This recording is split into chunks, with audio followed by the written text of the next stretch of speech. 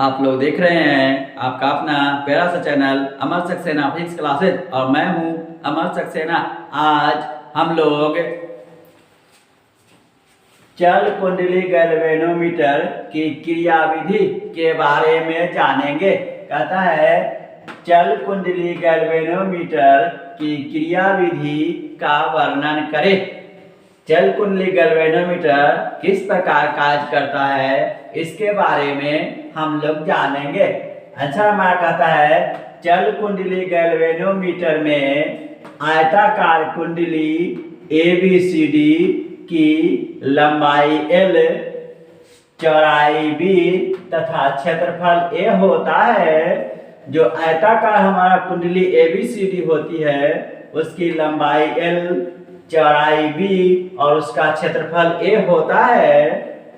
जब कुंडली में धारा प्रवाहित की जाती है, कहता है जब कुंडली में धारा प्रवाहित की जाती है तो AB तथा CD भुजाओं पर लगे कार्यकारी बल समान और समांतर होते हैं। कहता है कि जब कुंडली में धारा प्रवाहित की जाती है तो भुजा AB तथा CD पर लगे कार्यकारी बल समान और समांतर होते हैं, लेकिन धारा की दिशा विपरीत होने के कारण ये एक बलयुग्म बनाते हैं।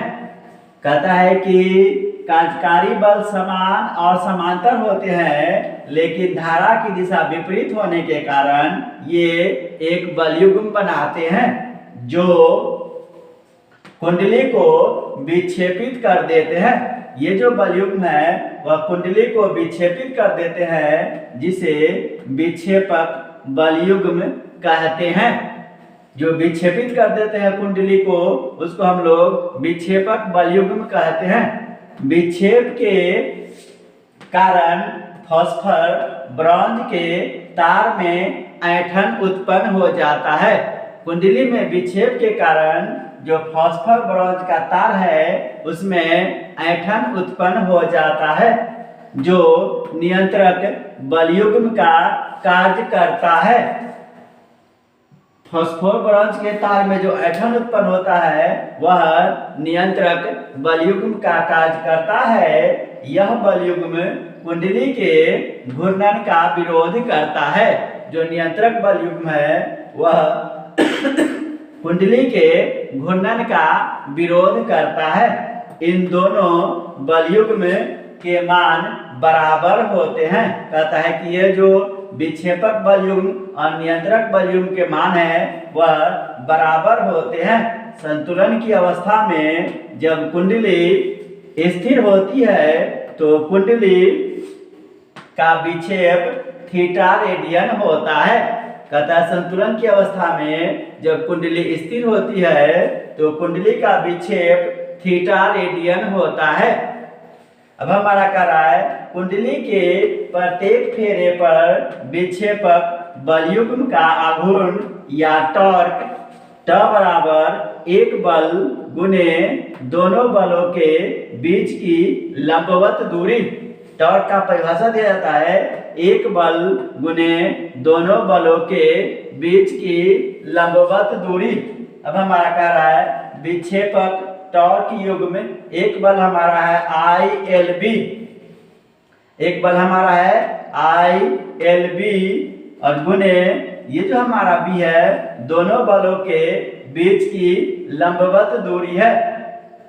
L गुने B हमारा लंबाई गुने चौड़ाई क्षेत्रफल होता है, तो हमारा हो जाएगा विक्षेपक टॉर्क युग्म बराबर IBA। चूंकि हमारा L गुने B A होता है इसीलिए इस L और B की जगह पर हम लोग A लिखे।